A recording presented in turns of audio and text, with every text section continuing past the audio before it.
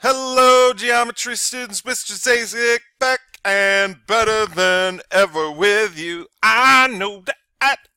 What from me? It's like. Anyway, I had this song back from my youth in my head as we started. All right, key lesson today: congruence transformations. All right, and we're gonna put together this stuff, but the what I want you to really notice is the language that we're going to use today, because this is just a really essential idea in this whole year. So when we think about a rigid motion, we want to think about that it preserves distance and it preserves angle measure. Been talking about this throughout the first part of this unit. Everything we've done so far, every transformation has been a rigid motion, whether that's a translation, whether that's a reflection. Okay, so we got translation, reflection, and we have rotation. All of those are rigid motions. So a composition of rigid motions, we can use that to understand congruence. And here's how. Two figures, I'm going to highlight this because this is really, really important. Two figures are congruent if and only if there is a sequence of one or more rigid motions that maps one figure onto another.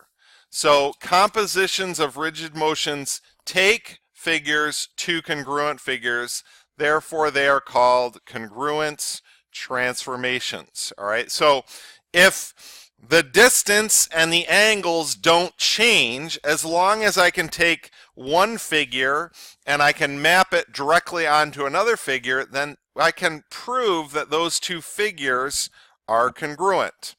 All right, so let's go ahead and do an example of a congruence transformation. So we've got P, which is 2, 2, and we've got N, which is 3, negative 1, and B, which is negative 1, negative 2. So P, N, 3, negative 1, and then we've got B, which is negative 1, negative 2. All right, and that's our pre-image. And so we're going here and we're doing, this is what we're going to do second. The rotation is second. The reflection is first. So we're going to reflect in the line y equals 3. We want to remember that y equals is a horizontal line. So we've got our line here, y equals 3. So we're just going to count over. This would be P prime. N is 1, 2, 3, 4 away. So we're going to go 1, 2, 3, 4. N prime. And B is 1, 2, 3, 4, 5. 1, 2, 3, 4, 5. So this is going to be the point B prime. So that's our first set of points. So P prime is 2, 4. N prime is 3, 5, 6, 7. And B prime is negative 1, 4, 5, 6, 7, 8. 8. Okay. Now, so that was the reflection in the line y equals 3. Now we're going to do the rotation centered at the origin, 90 degrees. So what we're going to do is we're going to take these points, this 2, 4, and we're going to pick your paper up and you're going to turn it once to the left, and you're going to realize that that becomes the point negative 4, 2. And we're going to take the point 3, 7 and realize that that becomes negative 7, 3. We turn it once to the left. And then we're going to take the point (-1, 8), and realize that that becomes (-8, (-1). Okay, and so we're gonna, I'll just, whoops, make that back into a solid line. So we have here, here, and here. Now I'm going to plot these, our double prime points. So (-4, 2. That's P double prime. N is (-7, 3. N double prime. And B double prime is (-8, (-1). Okay, so we have graphed, we've labeled, and we've stated that. All right, is this a congruence transformation? Yes, it's a congruence transformation because a rotation and a line reflection are both rigid motions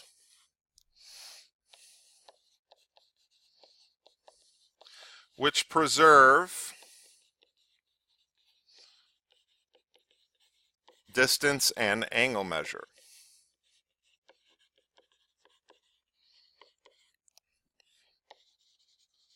Now, at this point, we haven't even, later in the unit, we're going to introduce a type of transformation that is not a rigid motion. So right now you might be like, wait a minute, aren't all transformations rigid motions? Well, all the ones we've done so far are rigid motions, but not all transformations are rigid motions. And this key thing about explaining, again, is a really key concept that you need to be able to do, and we're going to ask you to define this and write it in words.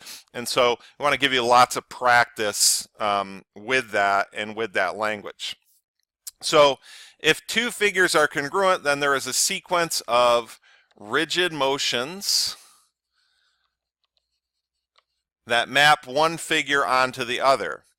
If there is a sequence of rigid motions that map one figure onto another, then the two figures are congruent. All right, again, key concept, big idea, love to ask about it here.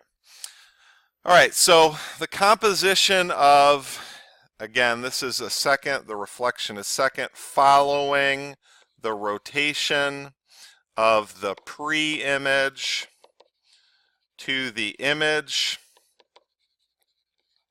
Okay, which angle pairs have equal measure?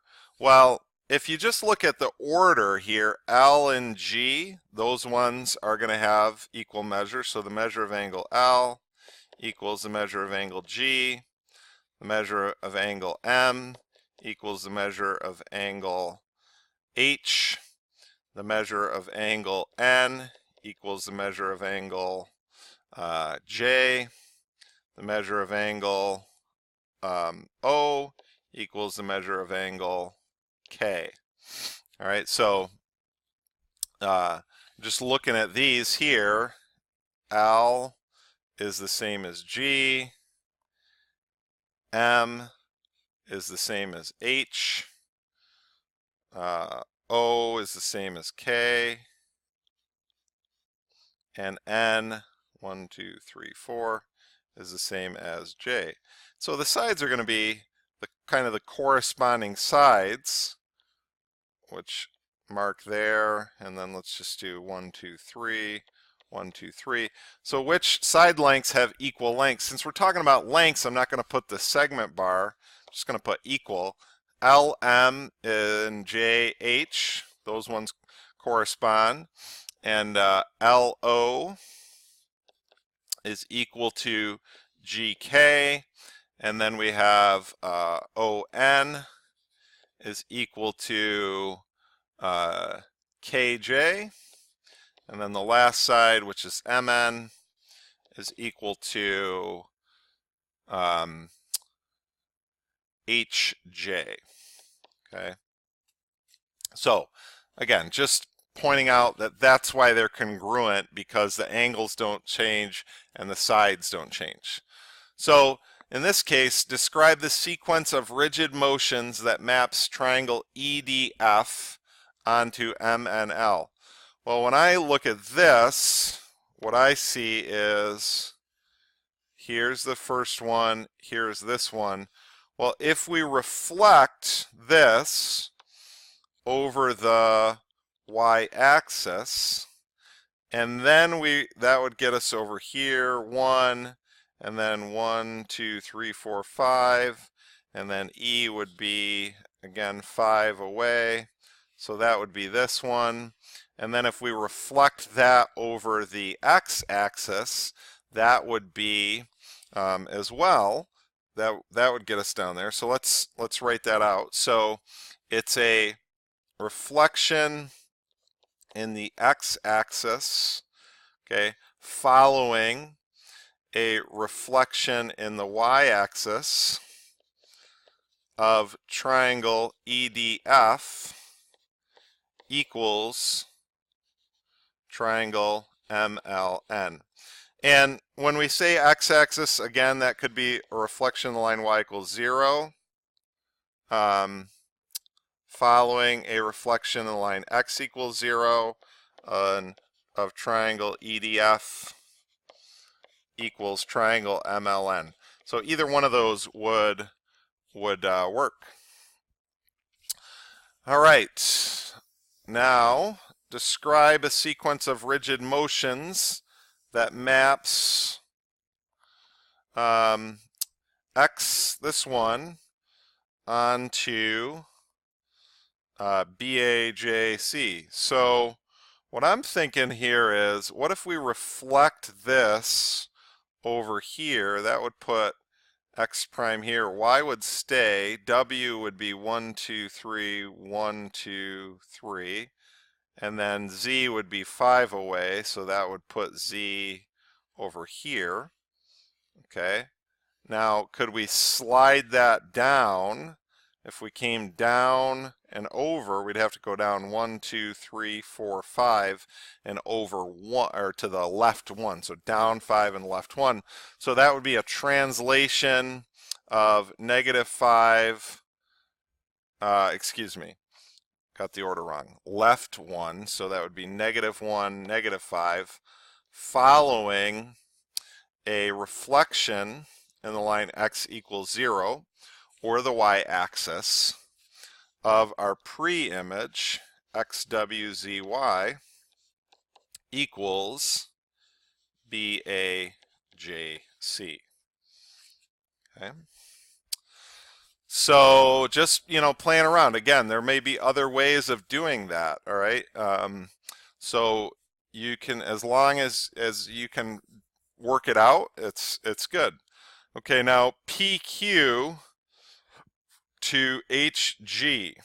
So let's look at this. PQ to HG.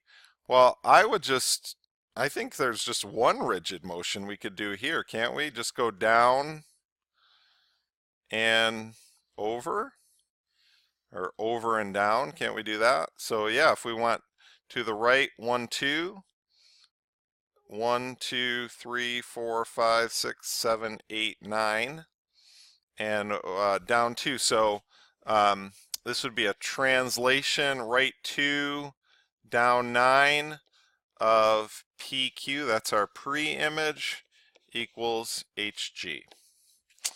And again, you might be able to do it other ways, but that's, to me, seems like the most direct way. Okay, in the diagram, the triangles are congruent, so that's kind of given to us. What is a congruence transformation that maps JQV onto EWT? So a congruence transformation, again, it's a translation, a rotation, a reflection. It's any combination of those that gets one onto the other. So let's just, play around here a little bit. So we've got JQV EWT. Well, what if we reflected this over? So this would be this would be J prime if we reflected it. And when I say reflect, I'm referring to a reflection in the line x equals 0, or the y-axis. Okay, so there's J prime. V would be over here. Okay, so V prime. And then Q would be right here, Q prime. So, and then if we moved that, if we just moved it up 1, 2, 3, 4, 5, would that work? 1, 2, 3, 4, 5. Yeah, that looks good. Okay, nice. So it's a translation. We're not moving it, just moving it up, following a reflection in the line x equals 0 of triangle JQV equals triangle EWT. Again, we could also write this as, in this notation, triangle JQV equals triangle EWT. All right, what is a congruence transformation that maps nav onto here? We lost a little bit of our axes on this one. So we got to get nav onto BCY. Let me think. So nav has to go to BCY. Well, what I think about when I got to get the V onto the, like if I just reflected it, it wouldn't be lined up. So I'm thinking, what if we rotate it? You know, so what if we rotate that 0.43? Well, if we rotate it, 4,3, 90 degrees, turn your paper to the left once, would be negative 3, 4. That would put A prime over here. And this would be V prime. And then that 1, 4 would become negative 4, 1. This would be N prime. So is N now going to line up with B? Is A going to line up with C? Not so much there in the 90-degree rotation. What about a 180 rotation? What if we took that? And so what you want to do is you just want to pick your take your paper and you want to turn it twice. Is there 180-degree rotation that would work that out? So if we rotated this 180, we would get, this would become, whoops, this would become V prime, would be down here, and A would become, let me draw it out. 4, 3, 1, 2, 3, 4, 1, 2, 3. So 180 would be negative 4, negative 3. Okay, this would be A prime. And then this would become negative 1, negative 4. This would become N prime.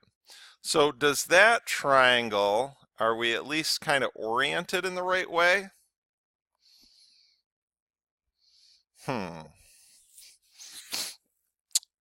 Not quite there. So just working through this, sometimes, you know, you work through it and you try it out and it's like, oh, wait a minute, that method didn't work. And maybe you're already screaming at me and you're like, Mr. Zacek, no, I see what it is. That's awesome. Okay, but maybe you don't see what it is initially. What if we reflected it over this line? So V prime would come down 4 with N. N prime, we come down 3 with A prime. Okay, what about that? Hey, now we're there. Now we can just slide that over to the left. 1, 2, 3, 4. So if we slide that over 5, so a translation, left 5, not moving it up or down, following a reflection in the line y equals 0 of triangle NAV equals triangle BCY. All right. Again, so the point is sometimes it's not always immediately obvious what the right way is to get there, or maybe there's more than one way. So just don't get discouraged if you're not seeing it initially. Sometimes you just have to try it out, erase it, try something else, see what works. Okay. Is figure A congruent to figure B? Well, the answer to this is yes, and here's why. Because there is a sequence of rigid motions that maps figure A onto figure B. Meaning, we could just translate that and we could just slide figure A over and it would land right on top of figure B. Here, are the figures congruent? Look at them. Do they look congruent? No. Okay, but let's put here is there is no sequence of rigid motions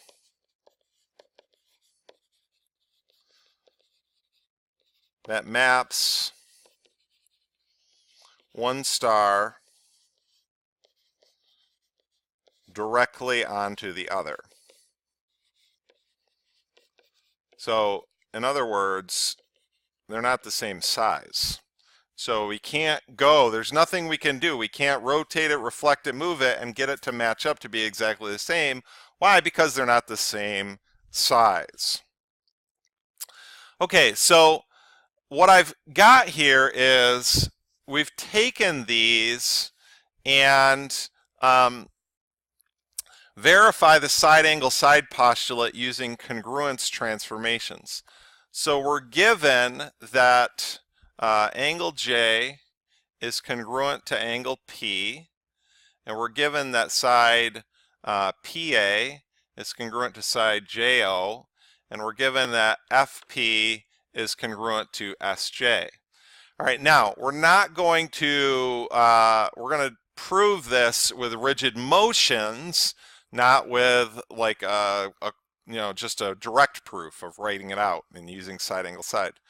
Okay, so what's happening here in this first step as we go from 1 down to 2, what has happened? Well, we have translated, okay, so we translated triangle JOS to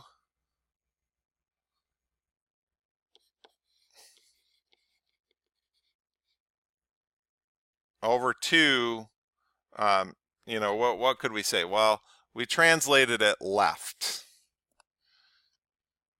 Or along, let's put it along the vector. Basically, what happened? O went to A, okay, over the vector OA. Now, here's where we are. Well, what's happening in this next one from this one here? Well, do you see how triangle FAP is being rotated? So that now it was a rotation centered at what point? Well, what point didn't move? Centered at point A of whatever that angle is. I don't know exactly what that angle is, but here's where here's the center of rotation, so that P, where did it go? P went all the way around to J, so there was our angle of rotation. Rotation centered at A. And that's how we want from here to there. So again, this is a rotation. Again, I don't know the exact degree to measure. Well, then what happened here was a reflection over segment JO. So what did we do? We just reflected it over. Well, now what do we see? Both figures are line up to it. So the pre-image and the image are the same. Therefore,